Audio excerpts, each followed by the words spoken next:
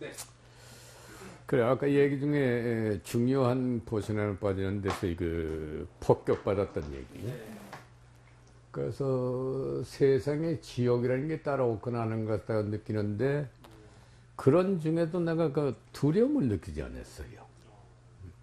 이 불 때문에 내가 죽겠구나. 이 불 때문에 우리 가족이 다 어딘가 좀 망치겠거나 하는 그런 건 하나도 없었어. 집은 물론 옆에서 뭐 다 타고 있는 거니까 그 뭐 도리 없지만은 그게 나 지금 생각하더라도 그러면서 뭐가 이제 나오는 거 아니 척결심이야. 그 짐승 같은 미국, 영국 어떤 있더라도 저걸 때려 부수야만 되고 이겨야만 되겠다. 그래야 천황에게 충성이 되니까. 그래야 일본 놈다우니까. 그런 걸로 하여간 전신 막 그냥 그 버글버글 끓었다는 건 못하지만 하여간 잠재의식이 두려움보다는 그래 우리는 끝까지 싸운다. 절대 이긴다. 이게 참 무모하게 짝이 없지. 봐. 지금 대동경 지금 불타고 없어져 가고 있는 판인데도 이놈의 어린 소년의 머릿속은 그렇다 이게야. 그러니까 나는 이북을 생각하는데 김일성이란 자가 이제 그 정권 잡아가지고 지금 벌써 이제 80년대 갔잖아. 거기에 국민들, 인민들을 갖다 훈련시킨 게 그거 이상으로 했다 이게. 나는 불과 그 한 7년, 8년 동안에 대일본 제국에 충실한 손이 됐는데 이게 60년, 70년 이게 어떻게 됐겠냐 이거지. 더군다나 헌법 자체도 김일성이 헌법을 만들어 놓고 요 근래는 뭐 장성택이 뭐 제거하면서 이런 얘기 나오는데 탁 머릿속에 연장되는 것이 그 어마어마한 폭격 속에 불 속에서도 말이지 일본 천황을 생각하는 이런 걸 놓고 볼 때 이 절대적인 독재는 반드시 무너지는데도 불구하고 이북에 절까는데 참 애처롭게 느끼면서 지금부터 한 80년, 70여 년 전 것이 생각이 나는 거야.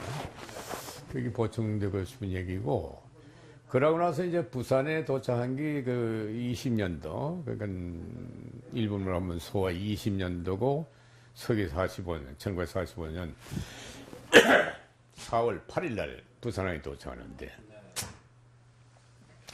그 오는 과정에서 아까 얘기한 대로 하나는 격침되고 놓치고 그 격침된 배를 안 타고 다음 배를 타왔기 때문에 이제 살아난 거지만 그것도 난 1,000원이라고 그러는데 그래서 부산에 도착하자마자 이 일본 본토에서 속에 나오는 거지. 피난 겸 속에 나오는 사람들 그 뭐라 그럴까 그저 혈병한다고 그러나 이렇게 돌봐주는 부인 단체, 남자 단체 많은 단체들이 나와가지고 준비 중에 제일 반가운 것이 주먹밥이에요. 배에서도 못 먹고 했으니까. 그 육지에 들었으면서 김으로 싼 주먹밥 하나씩 주는데 얼마나 고마운지. 그러면서 뭐 배고프다는 느낌을 또 가지지 못했어요. 그저 그러려니 하고 주니까 뭐 맛있게 먹고 이렇게 했는데 기차 타고 올라오면서 이게 문제야. 아무리 가도 사람 사는 집이 없네. 이렇게 조그마한 집에 약간 멀리 이렇게 보이는데 그러고 철길 가까이 와서 애들 노는데 이거 없이 이거 다 내놓고 기차 타는 지나가는데 이게 뭔 줄 알아 이게? 모르지? 이게 욕이에요. 네. 그때 당시 뭐 존 먹어라, 신 먹어라 이런 얘기. 지금 그런 말 안 써요. 다행히 없이 다행이다. 그런 광경 쭉 이렇게 보이는데 그게 사람 사는 집이에요. 그런데 동계에서 대도시에서 살았던 내 눈으로 봐서는 설마 저기서 살겠느냐는 얘기지. 그래서 결국 내려서 가는데 그런 집인데 그러니까 여기서 이제 그 소년이 전쟁 동안이지만 부유한 생활 환경 상대적이지만은 그런 소년이 일단 들어선 데가 조선의 찌그러진 초가집으로 들어서면서 음식 자체가 소위 그 요즘 말하는 청국장 냄새, 그지? 된장 자체가 청국장 냄새 나는 거예요. 그 이게 사람 죽을 중에 이게 견디지 못하는 거고. 두 번째는 보니까 문지방이 얕으니까 들어가면서 트리치고 나오면서 트리치고 말이에요. 그래서 이게 그때 눈물을 많이 흘렸어요. 야, 이게 뭐냐 말이야. 그러거든, 그러면서도 일본 제국이지 아주 해방된 게 아니에요. 네. 그 얼마 있다가 해방 딱 되면서 소식이 들어오는데, 그때 시골에서 그냥 뭐, 시골 애들하고 하는데, 일본로 가지고 왔다 갔다 했으니까, 애들도, 시골 애들도 일본어 쓰고, 반 일본어, 반 조선어 쓰는데, 나는 조선어를 모르니까. 그러니까 나를 다 잘 따랐어요. 정확한 표준 말을 쓰니까. 그지? 표준 일본어를. 표준 일본어지. 그러니까 잘 따를 수밖에 없는 게, 저희들 학교 가면 발음 때문에 항상 고생하는데, 내가 교정을 해주고 하니까 말이지. 거기 한 4개월 되고 대전 나가기 전에 재밌는 게 이제 그렇게 지나는데 해방이 딱 됐다, 이게. 그래서 9월 8일 날인가가 이제 그 미군이 부산에 진주해가지고 우리 동네 앞에 지난 것이 8월 10일인가 11일쯤 돼. 9월 10일. 응? 9월. 9월. 9월 10일쯤 되는데 환영해야 할 거 아니야, 그지? 이게 참 묘한 거야. 급격히 상황이 급변되면서 질기가 없는 나라에 점령군이 들어온다 이거지.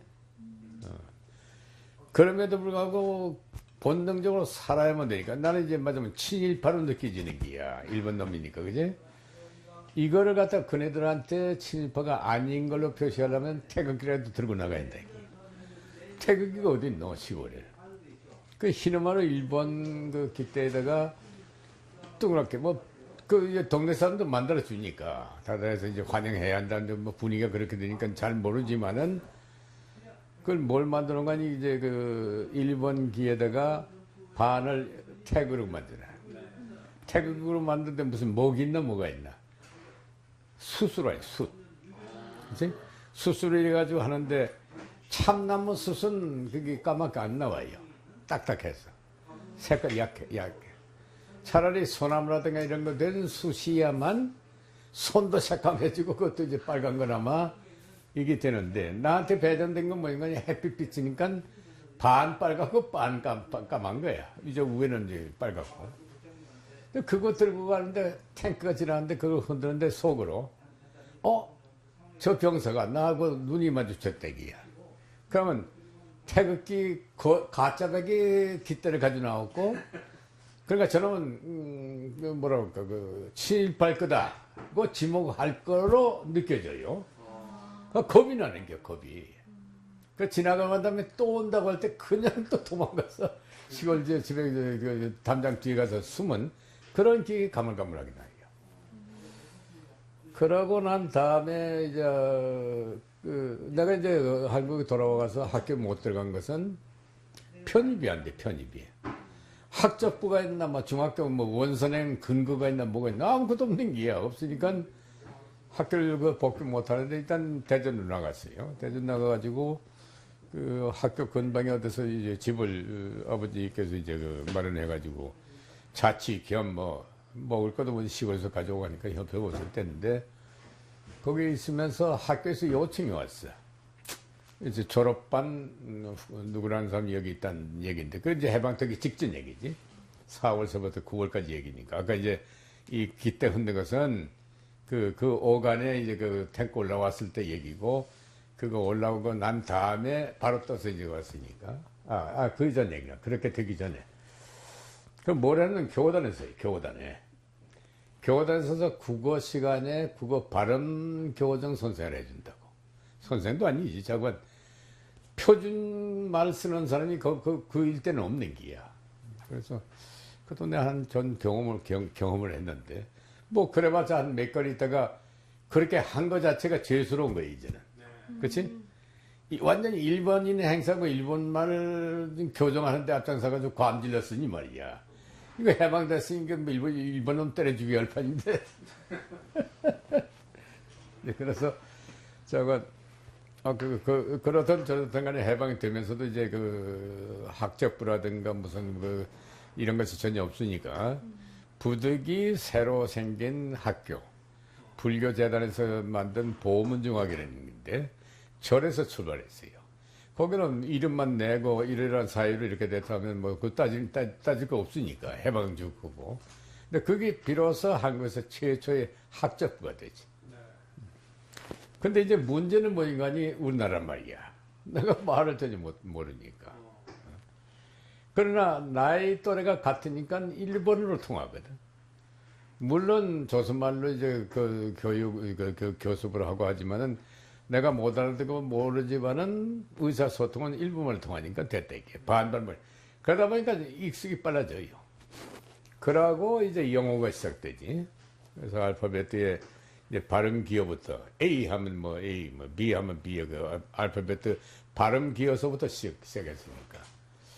그래서 내가 좀 영어를 좋아하고 해서 학급에서는 조금 영어 쪽으로 보면 나아요. 나서 이렇게 하다가 3학년 마치고 대전 사범으로 본과를 임기지. 편입이 이제 정주돼서 그래서 내가 사범학교를 졸업한다고.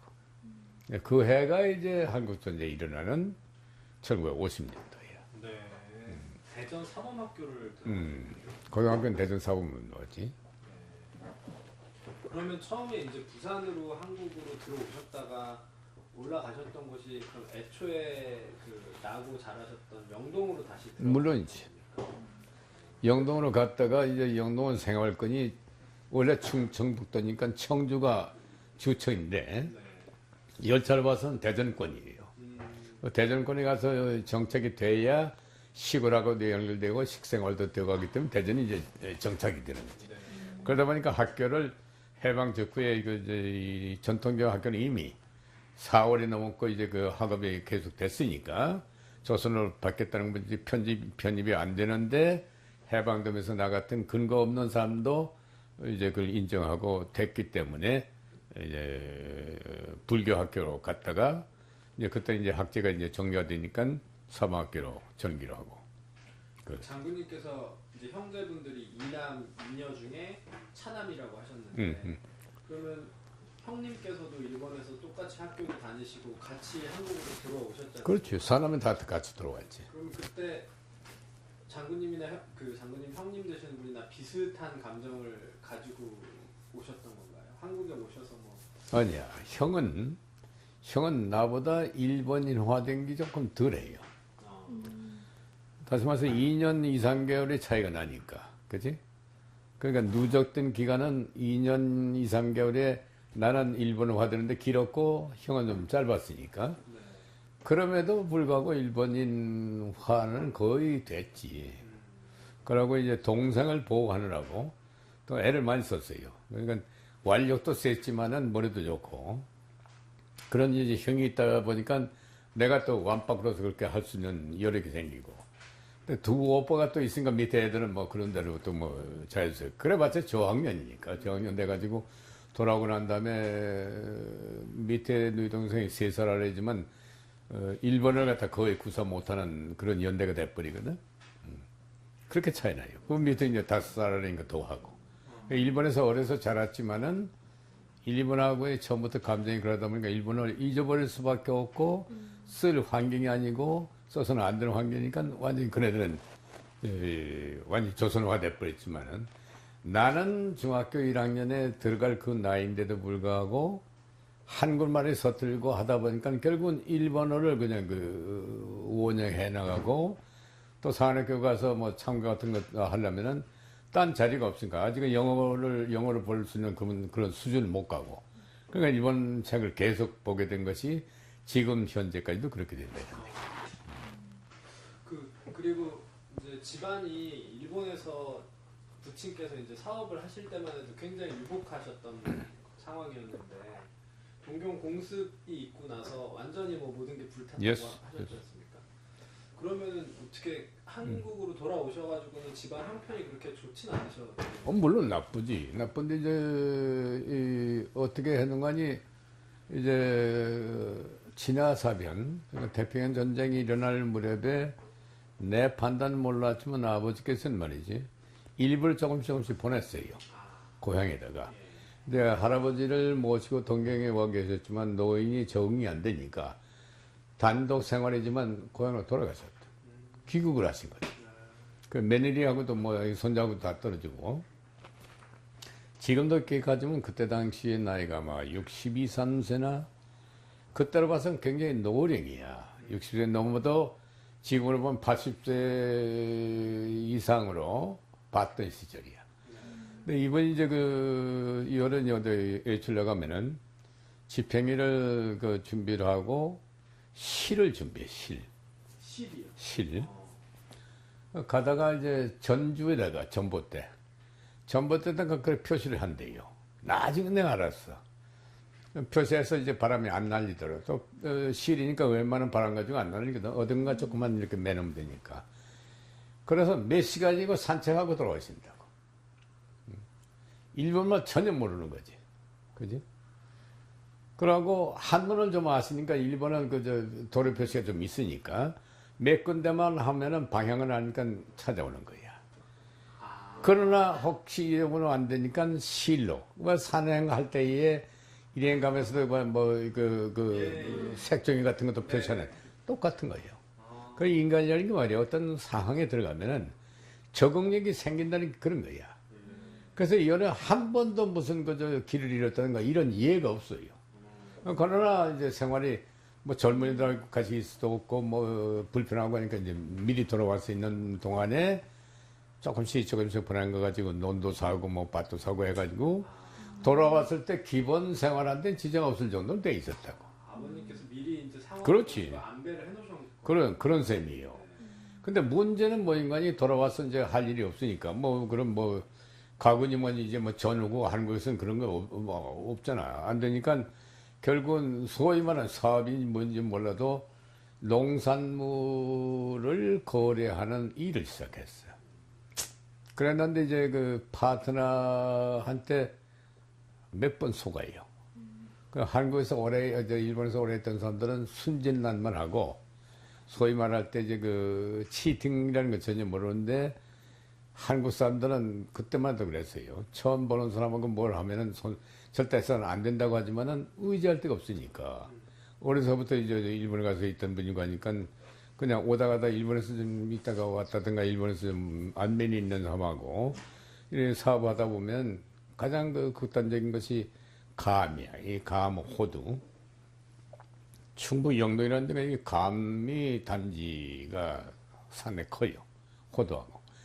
근데 그때는 감이 쓴 감, 홍시되는 감이었었지 단감이라는 게 없었다고. 나중에 보니까 저 남쪽에 뭐 진영이라든가 단감이 많이 있고 하지만은 그 감을 이제 달게 해가지고 팔아야 할 거 아니야? 근데 그때 당시 먹는 건 뜬물, 소위 쌀 뜬물에다가 뭐인가를 재도 집어넣고 뭐도 집어넣어가지고 감을 거기다 쏟아 넣어요. 쏟아 넣으면 그게 3, 4일 지나면은 뜬 맛이 다 빠져나오고 색깔은 약간 뻘겋지만 파란색인데도 단감이 된다고. 그러니까 이 단감을 서울이나 이런 데로 이제 기차 뭐 그 큰 화물칸, 2칸, 3칸 이런 걸 이제 빌려가지고 보내지. 근데 여보, 그때 당시 그 기차칸 한 칸을 얻으려면은 이게 보통이 아닌 거야. 우리도 아직도 어릴 때니까 모르지만은 상당한 뇌물이 왔다 갔다 해야 그 하주한테 그 화차가 돌아간 거라. 그러니까 이게 시기를 놓치면 딱 2, 3일 내에 팔아야 단감이 되는데, 그거 놓치면 이게 흐물흐물한 감이 돼버리는 거예요. 그지? 그럼 상품 가치가 없으니까 다 버리는 거지. 그러면 그 일시에 들어갔던 것은 완전히 없어지는 거예요. 그걸 몇 번 하니까 완전히 도산이 돼버려요, 도산.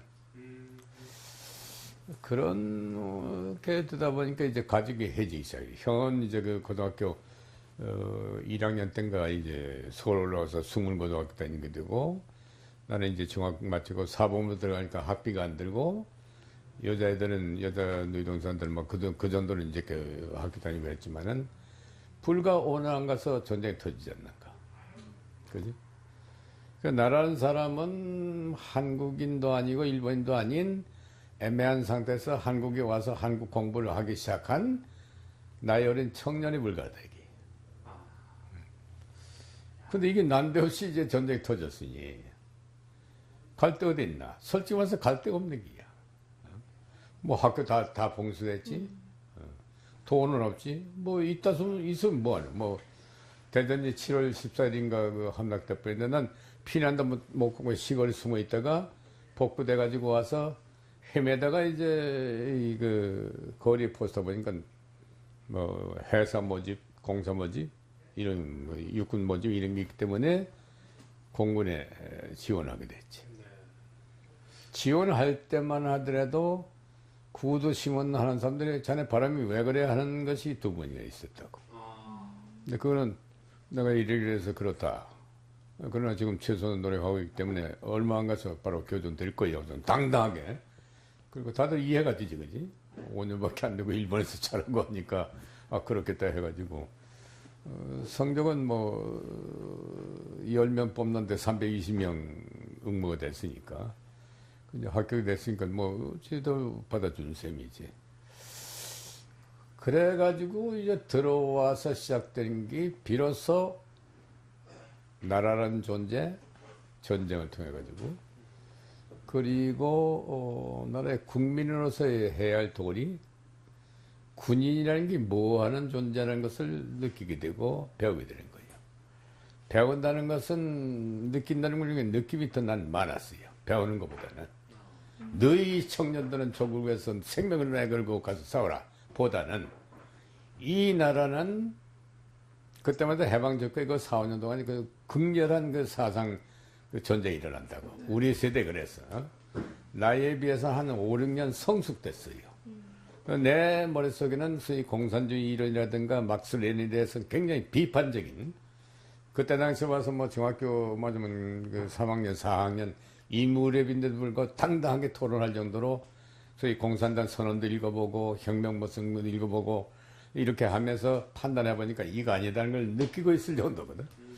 근데 그렇게 하다 보니까 사관에 이렇게 들어와 가지고 정신 연령이 스스로 발전돼 나가는 거야. 그게 아마 일본에서 자라났던 반역 현상이 오히려 크게 일어나지 않았겠느냐는 생각이 드는데, 그러다 보니까 이제 소위 그 애국심이라는 게 나오고 소위 그 국민으로서의 도리가 나오고, 그러다 보니까 이제 세월이 많이 흘러가지고 뭐 6.25 그 참전자를 갖다 유공자로 취급하고 특대를 해주고 하는 것 자체를 내가 원천적으로 그 맞지 않는다고 반대하는 이유가 그건데, 그럼에도 불구하고 그게 성립되는 게 뭐인 거니? 소위 말하는 4.19 희생자, 광주 희생자, 이네들을 국가적인 민주화 운동에 앞장섰다 해가지고 이제 수훈 레벨에 올리다 보니까 그 두 사건은 나라의 국가 운명을 우지자지하는 정도 아니, 전쟁 아니거든.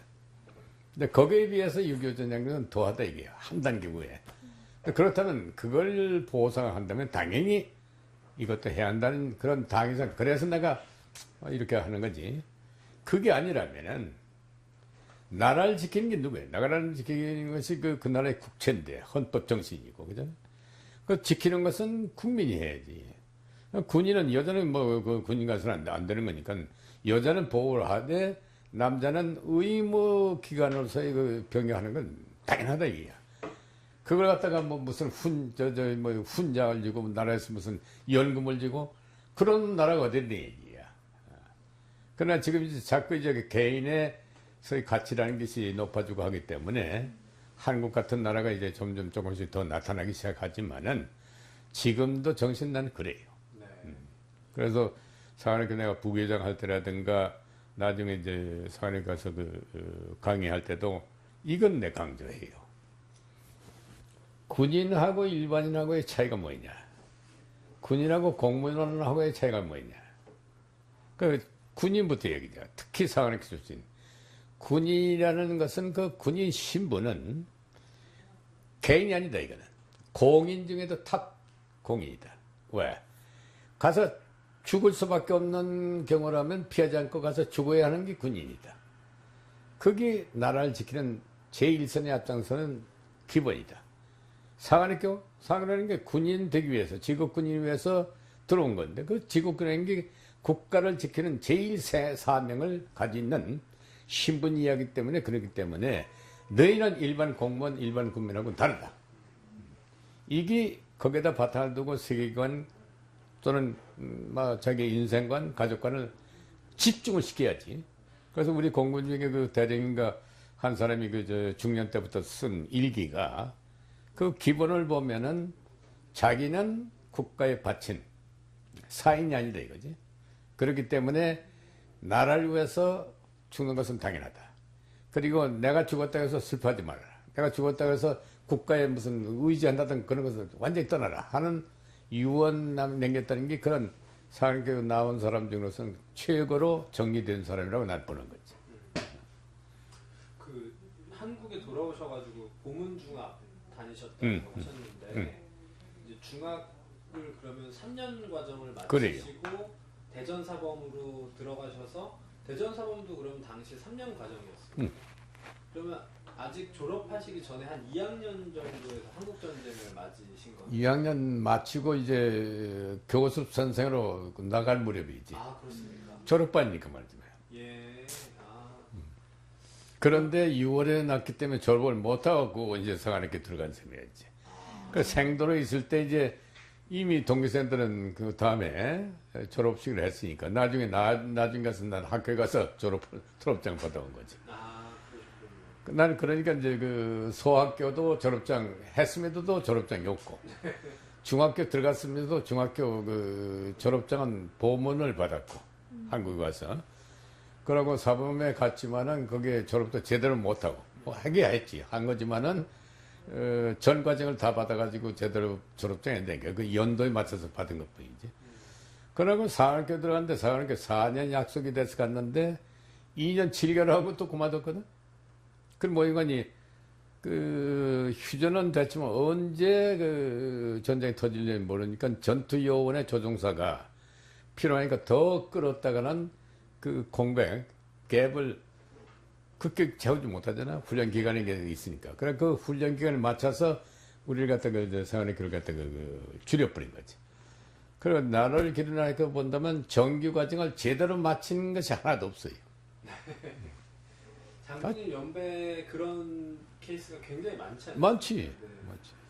그리고 아까 이제 말씀해 주신 것 중에 상당히 좀 흥미로운 부분이 뭐였냐면은 그 공산주의에 대해서 이러이러한 생각을 이미 이제 중학 시절부터 정리하고 있었다 이런 생각 말씀해 주셨는데 그 중학 시절이 그러니까 45년 해방 이후부터 48년 이제 대한민국 건국까지 과정이 사실 굉장히 정치적으로 뭐 갈등이 많고 그렇지. 이거는 그냥 단순한 갈등이 아니라 뭐 폭력으로 이어지기도 예. 하고 사람이 죽고 살고 이런 문제까지 갔었는데 이제 그런 상황에서 혹시 그런 뭐 정치적 변화에 직접 뭐 가담하실 나이는 아니셨겠지만 직접 가담은 아닌데 직접 가담 흐름에 타 있던 건 사실이고 웬간히 이제 그 고등학교 2학년 그러니까 사관학교 본과 2학년 될 무렵인데 그때 이미 이제 그 국대안소의 국가대학에 관립시키느냐 안 시키느냐 이런 문제 가지고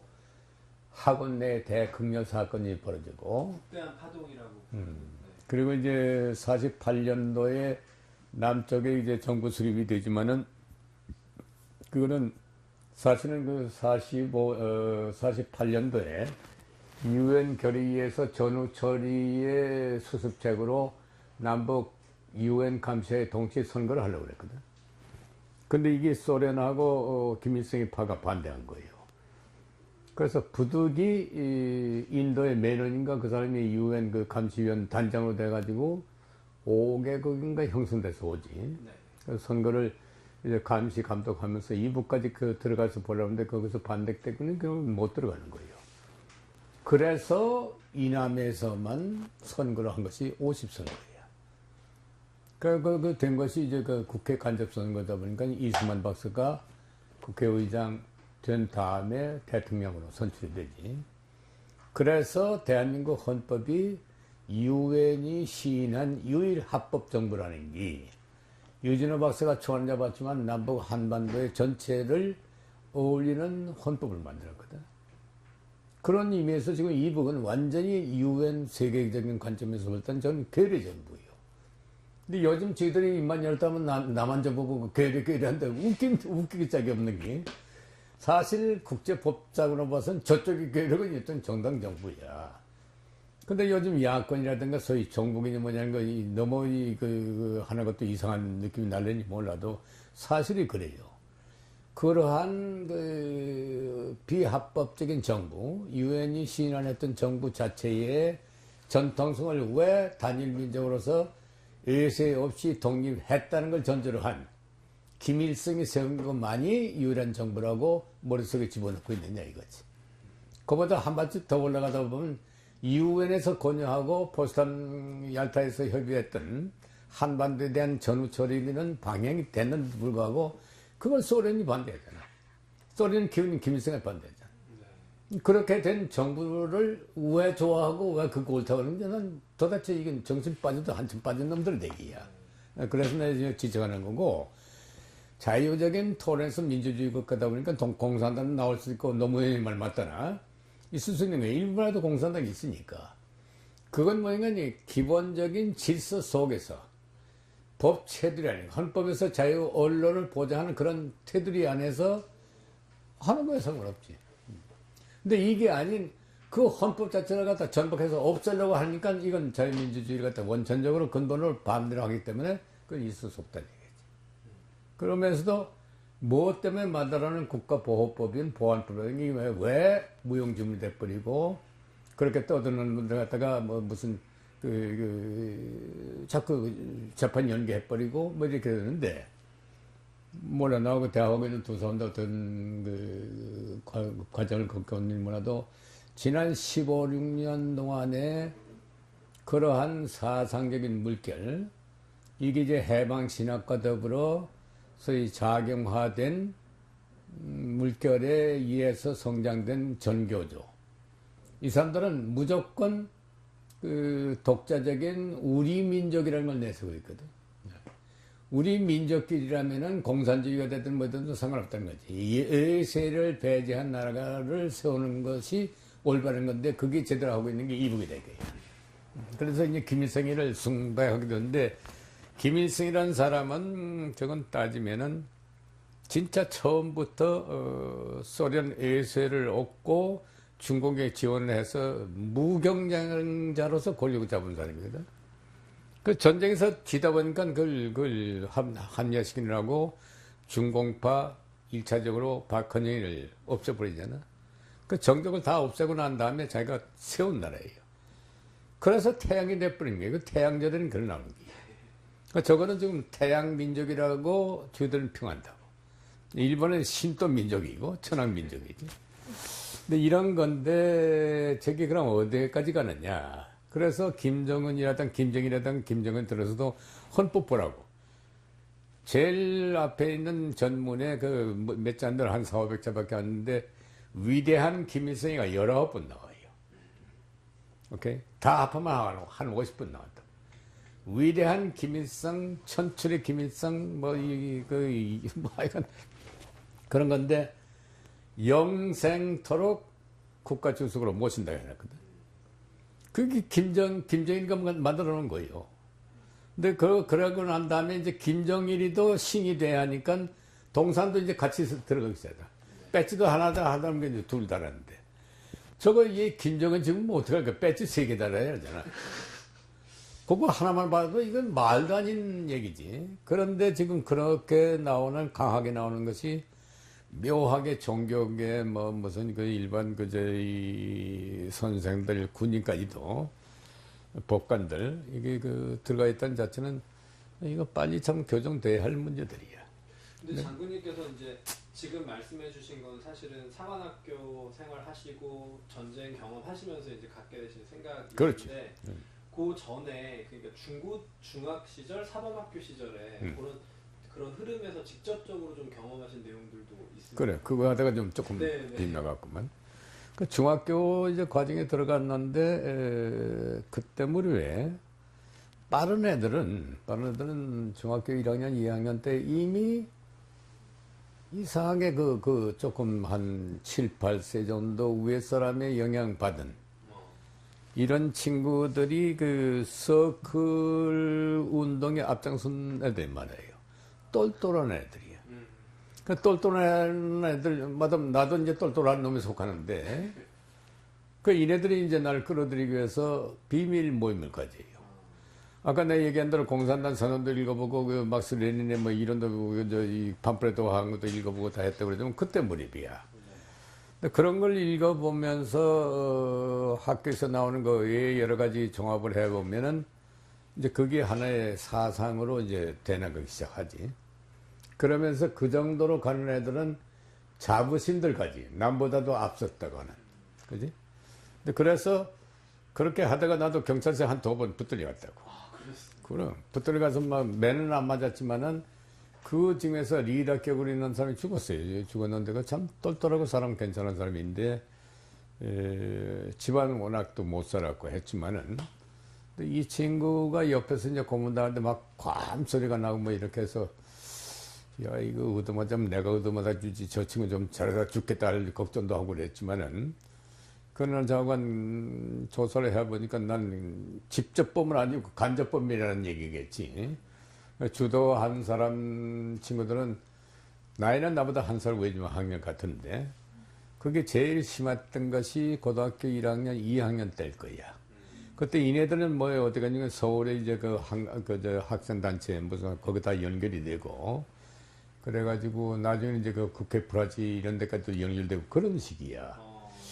그래서 지금 학생들은 지금 막 교과서다 뭐 이런 것 때문에 학원이나 해가지고 그런데 이제 물들어가지고 거기에 이제 급하지.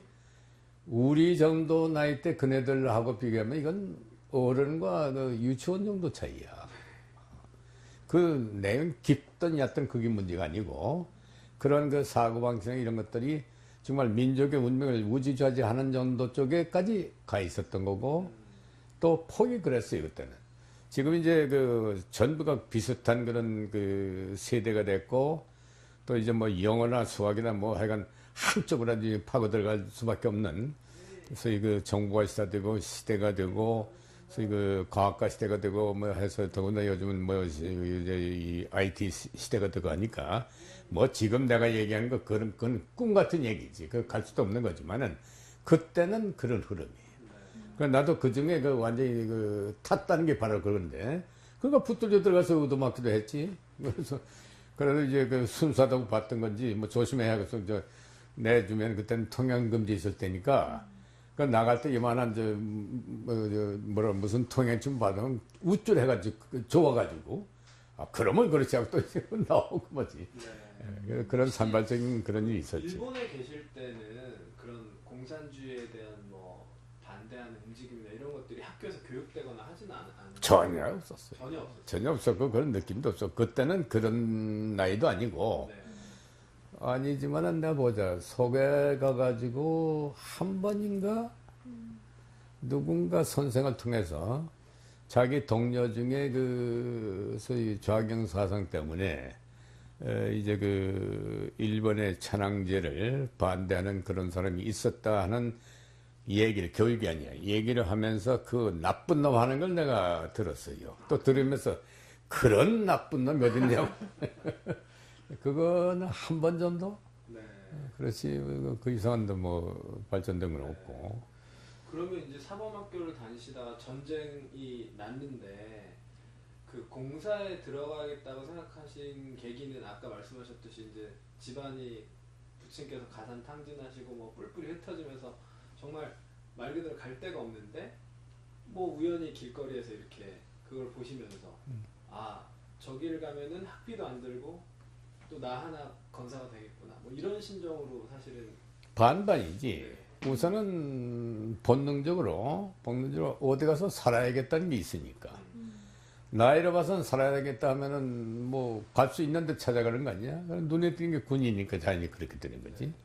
그냥 올 때 갈 데가 없어서 말은 그렇지만은 가는 데는 그쪽밖에 없는 거예요, 사실은. 그게 육군을 가냐, 해군을 가냐, 공군을 가느냐의 차이지. 그치? 나는 어렸을 때 그 소년 그 해양소년단 단장을 했어요. 5학년 때부터. 그 바다의 나라니까. 그 바다 뱃놈이 되려고 했던 거지. 뱃놈이 돼가지고 큰 배 파이로트가 되려고 했는데 결국은 파이로트는 되긴 됐지. 하늘을 나는 파이로트로 베꼈지만은. 근데 그런 건데, 한국에 나와선 막연하게 이제 앞으로 뭐 하겠다는 생각하기도 전에 정립이 되기 전에 말을 배워야만 되겠고, 길을 찾아야겠고 하다가 전쟁 났으니까. 그지? 전쟁 났는데 기본은 일본 정신이 살아있는데 그게 뭐 이건 장점은 너는 이 나라 사람이다 하는 게 기본이야. 그게 일본이 이제 한국을 베낀 거예요, 내게는. 이제 천황 대신에 헌법을 뺏긴 거예요. 대한민국 헌법으로. 그러니까 그게 이제 막연하게 그 스위칭된 상태에서 군에 딱 들어오니까 그래 이건 청년이 할 일이고 내가 맡아서 할 일이야까지 간 거지. 네. 그러고 난 다음에 이제 사상이 이제 정립하기 시작하는 거지. 말하자면 군인이 된 이상, 더군다나 사관학교가 된 이상 기본적인 표면적인 군인이 되겠다는 결심이 굳어지기 시작하고 또 그 독특한 리더십이 나오게 되고 앞장서게 되고 조직화하고 끌고 나가고 하는 네. 그런 것이. 그런데 그 말씀하셨듯이 세 가지 길, 그러니까 뭐 사실 군인이 될 수밖에 없는 상황이셨지만 육해공군이 있었는데 왜 굳이 공군을 선택하셨던 거예요? 글쎄, 아까 얘기했지만 해군으로 가까이 했어요. 해군을 가서 아마 내가 8기를 가야 돼. 8기. 7기 이미 끝났고 8기로 갈 건데 또 어떻게 하다 보니까 공군이 나와요. 공군이 뭐인관이 바다 하면 육지의 연장선상이지만은 공중하면 이건 완전히 괴리가 되지, 그지? 완전히 딴 세상이야. 기왕은 딴 세상을 가지 이렇게 된 거지.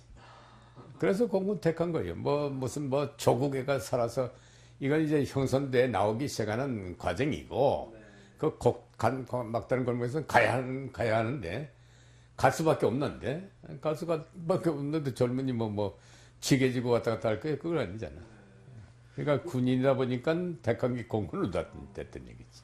근데 아까 그 한 300여 명이 지원했는데 10명이 뽑혔다고 하셨는데 그렇게 조금밖에 뽑지 않았습니까? 응? 공군 2기로 이제 공사 2기로 들어가신 분인데 그 몇 명이나 그러면 분들이 그건 대전의 응시자가 327명이고 10명 뽑혔고 네. 서울에서는 20대 1 정도 됐대. 한 100명 뽑았고 대구에서도 한 5, 60명 뽑고 그랬을 거야. 세 군데에서. 지역별로 나눠서 그렇지. 그 다 합해가지고 우리 동기가 270명인가? 250명인 건데, 인간은 147명인가 밖에 안 돼. 많이, 낙제, 신체 조건, 성적 미달해가지고 쫓겨나고, 본인이 견디 못해서 나가고 해가지고.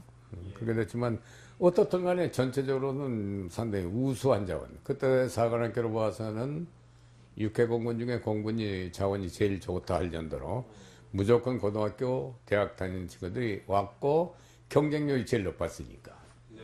결국은 좋은 자원이라고 보는 게 더 정상이겠지. 근데 2기, 5기, 6기까지가 계속돼요. 그런 높은 하이클래스의 경쟁률이 많은 게. 근데 나중에 이제 그 안정권이 들어서고 대학이 제대로 자리 잡고 하면서부터 사관학교가 이제 다운 가부가고 일반 대학에 올라가기 시작하지. 지금은 아마 비슷비슷한지 모르지. 월등한 인류 대학을 빼놓고는 사관학교나 글쎄 그걸 2유라고 할지 어떤 분야도 그 레벨하고 다 같은 레벨이 됐지. 그러니까 여학생들도 그렇게 많이들 지원해주고 그러잖아. 그거 보면은 네. 맞습니다. 수준이 이제 그래 왔다고 보면 되지. 그럼 이제 장군님께서 공사에 들어가셨는데 그러면 들어가셨을 때 이미 전쟁 중이고 사실 아직 전쟁이 한창인 때니까 교육 훈련이라든지 이런 것들이 이제 한창 진행이 되어 했을 텐데 어디서 그러면 훈련을 받으시고 학교를 어디서 다니시나요? 그래, 그것도 참 그때 당시 군이라는 게 얼마나 불쌍하냐. 그 불쌍하다는 표현이 맞는 얘기인데, 이제 50년 11월에 응시를 해가지고 합격 통보를 받았는데, 내가 합격 통보를 어떻게 받았는지 모르겠어요. 어디로 가서 찾아서 내가 받았는지.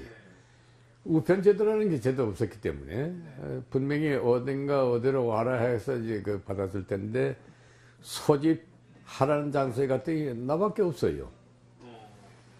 10명 합격되고 했는데, 그 중에 이제 2명은 이미 군에 들어가 있는 사병으로 하사 중사로 돼 있던 사람들이니까 이 사람들은 나중에 알았지만 이미 대구로 부대에 따라서 가 있었고, 나머지는 끼리끼리 흩어져 가지고 1차 소집지인 대구로 가서 모였는데, 그때 비로소 이 기사관이 다 모이는 거예요. 근데 내가 가보니까 이미 서울 팀들이 와서 한 열흘인가 먼저 와서 훈련을 받고 있는데, 군사훈련을. 가보니까 이게 뭐 딴 세상이야. 이거 완전히 군인이고 나는 영 완전히 촌놈이고, 그지? 그 며칠 사이에 벌써. 몇 살인데? 자, 내가 언제 저렇게 되나?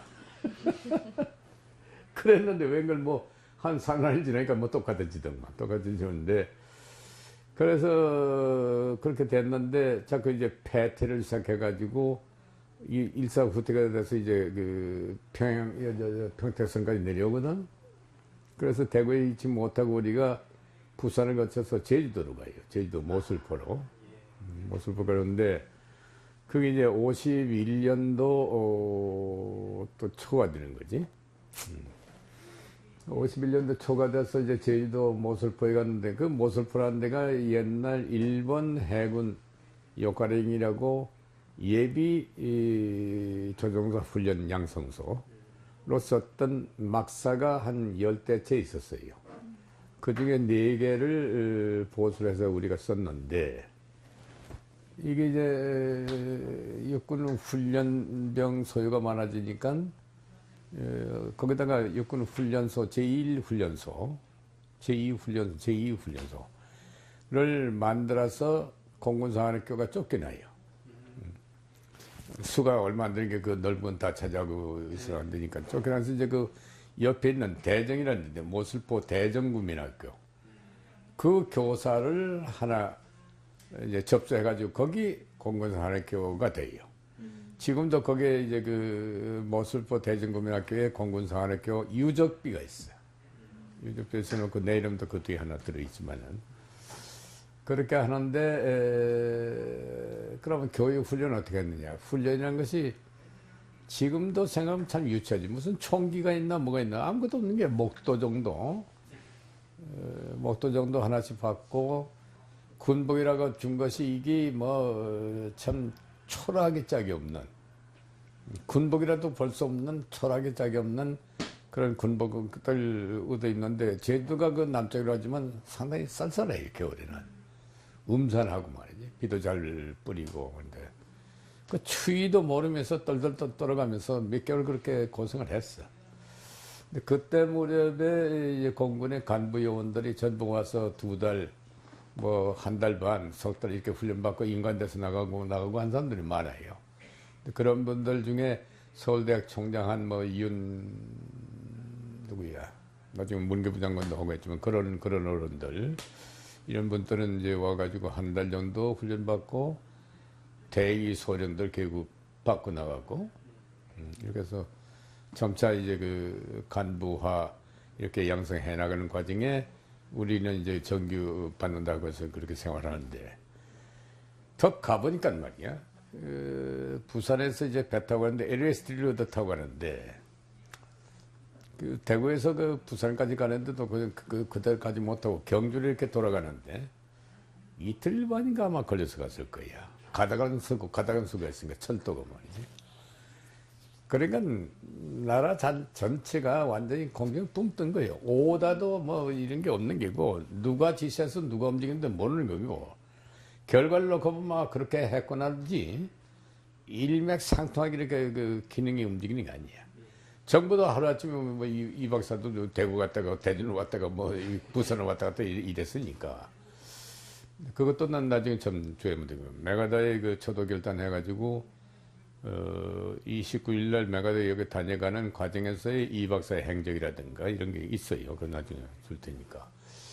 그런 것들인데, 그래가지고 이제 배를 타고 가는데, 거기 이제 그 훈련소로, 훈련 그 소집돼서 간 육군 그 징병된 사람들 이 사람들 참 바싹 마르고 먹질 못해가지고 배에 그 LST라는 게 그 원래는 600명인가 태우는 건데 거기에다가 한 2,000명인가 태웠으니까 우리도 그 중에 들어가고 밥 한 끼라는 게 하루에 하나요.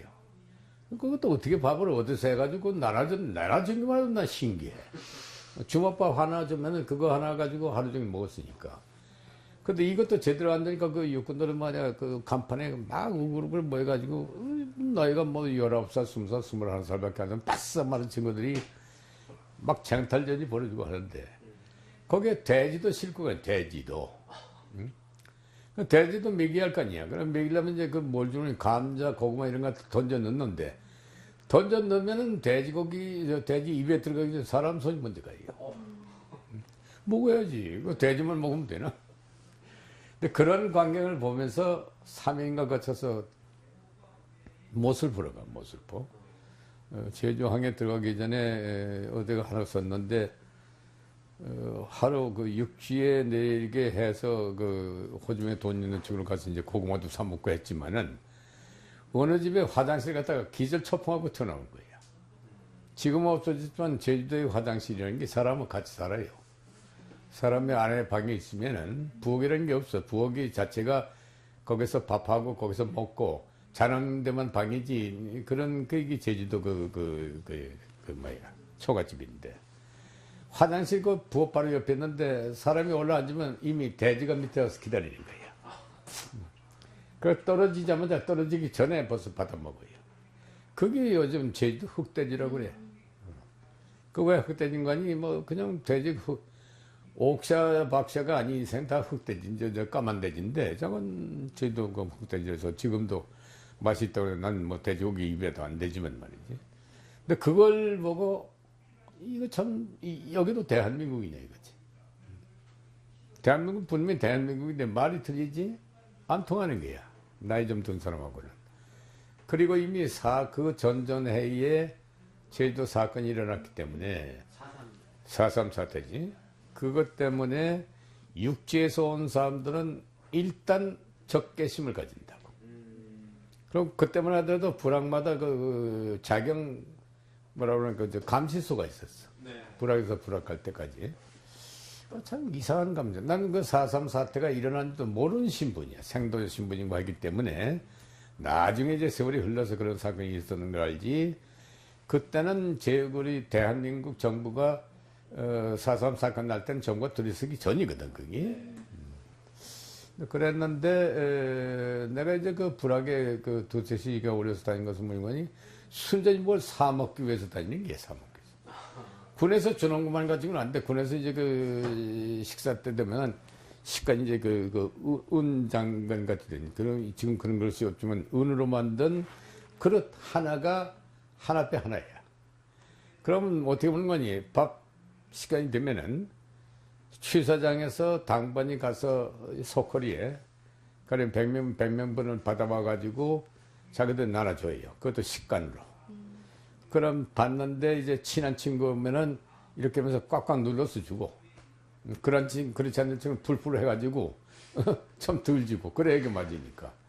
근데 그걸 뭐 피자가는 마찬가지니까 그래 요즘 내가 할 땐 그걸 알아서 해 이런 식이지. 거기다가 컵을 집어넣고 그렇잖아요. 반찬 뭐 있나 한두 가지 있으면 그것도 거기 넣고 숟갈은 본인이 해결해야만 돼. 숟갈 없는 친구는 나무 젓가락을 만들어서 먹어야만 돼. 근데 숟갈은 어떻든 다들 가졌는데 그 중에서 이만치 큰 걸 가진 친구가 있어요. 유달리 말이지. 별명이 돼지인데. 죽었어요, 이 사람 죽었는데. 이 친구는 그 밥그릇을 말이야 한 서너 번 하면 뼈버려요. 후룩 해서. 그런데 또 이게 기가 찬 교관이 있는데 아주 일본 하사관 출신인데 소위가 돼가지고 한해 맺힌 게 저는 하사관 생활했다 이게야. 이놈들은 이제부터 자교가 들 놈들 되겠지. 그러니까 나한테 맞아봐라. 그 사람 철학이. 이 막대기는 인간 개조봉 해가지고. 그 밥 먹고 있는 동안에 되돌아가지고 이놈들 집합하거든. 그럼 먹다 말고 놓고 갈 거 아니야. 뭐 테이블에 있는 것도 아니고 그냥 주저앉아서 이렇게 놓고 나갔다가 이제 뭐 한 20-30분 기합 잔뜩 받고 뭐 뛰기도 하고 웃돌이 벗고 뭐 이것도 하고 하다가 이제 돌아와 보면은 행방법이야. 어느 밥이 어느 밥인지 모르는 게야. 그지? 그러면 눈에 봐서 이제 부풀어 오는 건 밥 많은 쪽에 가서 차지해서 앉는 게야. 힘센 놈이 가서 제일 먹는 거야. 그런 생활을 몇 개월 해요. 근데 그때 당시는 가족이 어디가 있으면 죽었는 사람이 전혀 소식 끊어지는 상태야. 그러니까 참 그 세대에 우리 세대라는 세대가 지금 뭐 군대 가서 고생한다? 그런 거 예지거리도 안 돼.